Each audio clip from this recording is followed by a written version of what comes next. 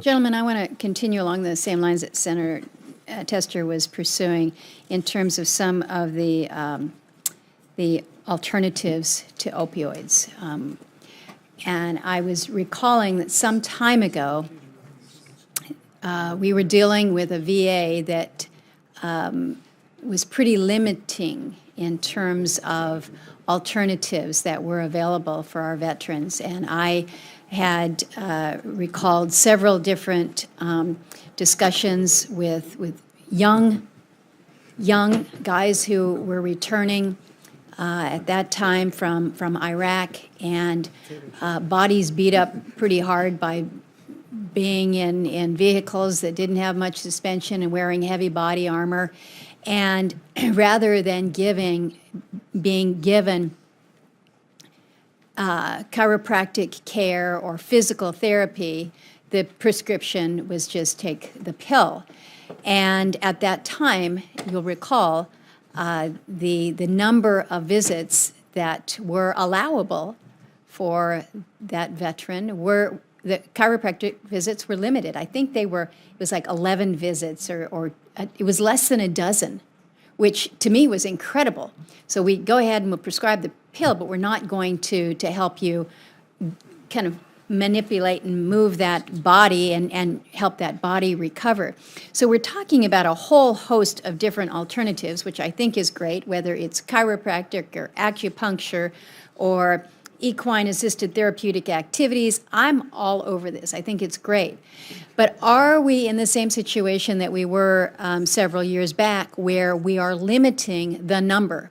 We've got some arbitrary number out there that says, okay, when you hit 20 appointments of acupuncture or 25 chiropractic visits, you're done. And recognizing, again, that for many of the people in my state, going to a VA facility is not a possibility. So they're going to be going out onto the community for this. How is this going to work? And how can you assure me that this level of care, which in many cases, physical therapy can go on for months and months and months and months. How do we address that? So thank you. Yeah, I think your state is predominantly rural, as is Senator Tester's. It's not unique. And you have a very hard situation there. What we've tried to do and are trying to do as we negotiate the care in the community aspects of the Choice Act is we're responsible for overseeing that care, and we're trying to come up with the best ways to do that. And this certainly involves pain, but it involves all kinds of stuff. And so we're not going to be limiting people to an episode, but neither do we want to approve one at a time over and over again, because that becomes a bureaucratic nightmare.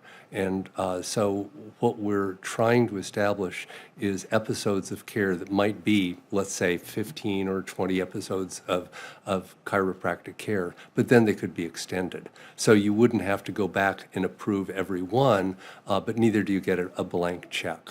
I don't think it would be responsible either from the point of view of the taxpayer or from overseeing veterans' care to simply turn somebody over and not make sure that care was needed and effective.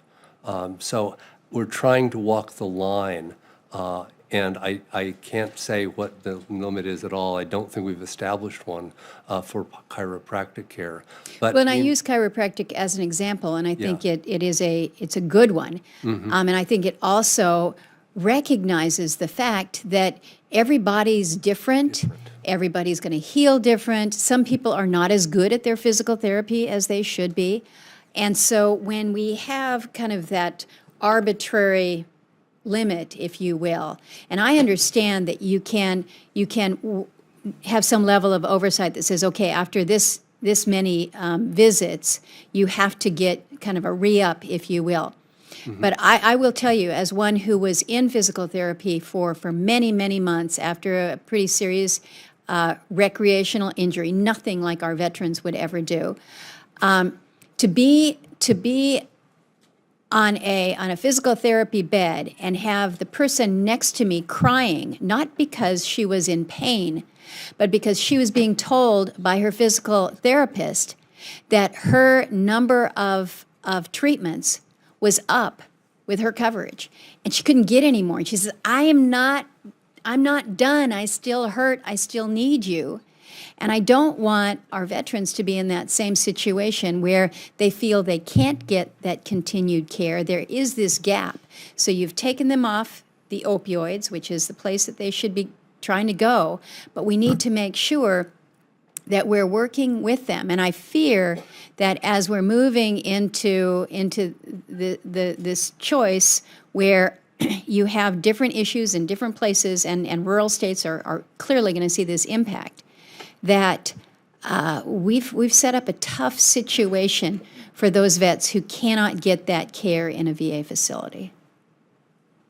Thank you, Mr. Chairman. My time has expired.